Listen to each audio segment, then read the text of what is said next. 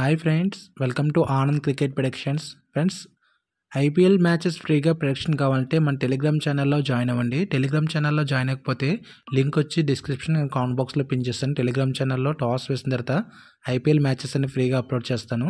Friends, IPL 2025లో ఈరోజు 23rd match గురించి మాట్లాడుకుంటే రాజస్థాన్ వర్సెస్ గుజరాత్ మధ్య ఈ మ్యాచ్ జరుగుతుంది.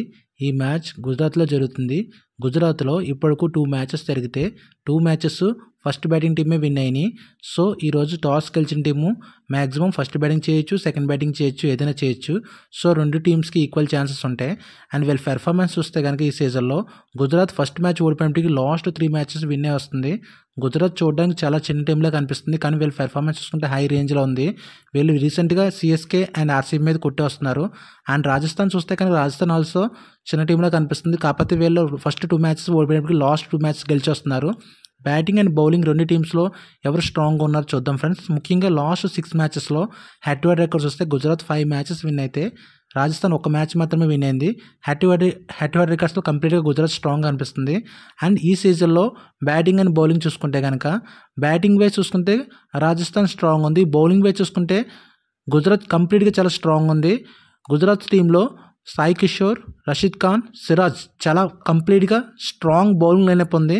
అండ్ రాజస్థాన్ చూసుకుంటే జైస్వాల్, సంజు శాంసన్ రీసెంట్గా మంచి కంబ్యాక్ చేస్తారు. సో గుజరాత్లో శుభ్మన్ గిల్ ఒక మ్యాచ్ ఆడుతున్నారు, ఒక మ్యాచ్ సరిగ్గా పెర్ఫామ్ చేయట్లేదు.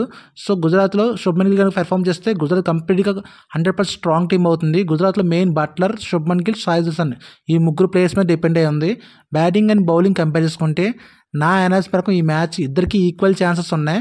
కొంచెం గుజరాత్కి ఎక్కువ ఎడ్జ్ ఉంది ఫ్రెండ్స్. ఇది ఫైనల్ విన్నర్ కాదు ఫ్రెండ్స్. టెలిగ్రామ్లో నేను టాస్ వేస్తున్నది ఫైనల్ విన్నర్ అనుస్తాను. ఈ పిచ్లో యావరేజ్ స్కోర్ చూస్తే కనుక 180 ఉంది. సో టాస్ గెలిచింది మ్యాక్సిమం ఫస్ట్ బ్యాటింగ్ చేసిన సెకండ్ బ్యాటింగ్ ఈక్వల్ ఛాన్సెస్ ఉంటాయి కాబట్టి సో ఇద్దరికి ఛాన్సెస్ ఉన్నాయి. ఈ మ్యాచ్ గుజరాత్కి వినే ఛాన్సెస్ ఎక్కువ ఉన్నాయి. ఇది ఫైనల్ విన్నర్ కాదు, గుర్తుపెట్టుకోండి. టాస్ వేస్తున్న తర్వాత నేను ఫైనల్ విన్నర్ అనుస్తాను. అలాగే పిచ్ యావరేజ్ స్కోర్ చూసుకొని 180 ఉంది. వీడియోకి చిన్న లైక్ చేసి సపోర్ట్ చేయండి. టెలిగ్రామ్ ఛానల్లో జాయిన్ అవ్వండి.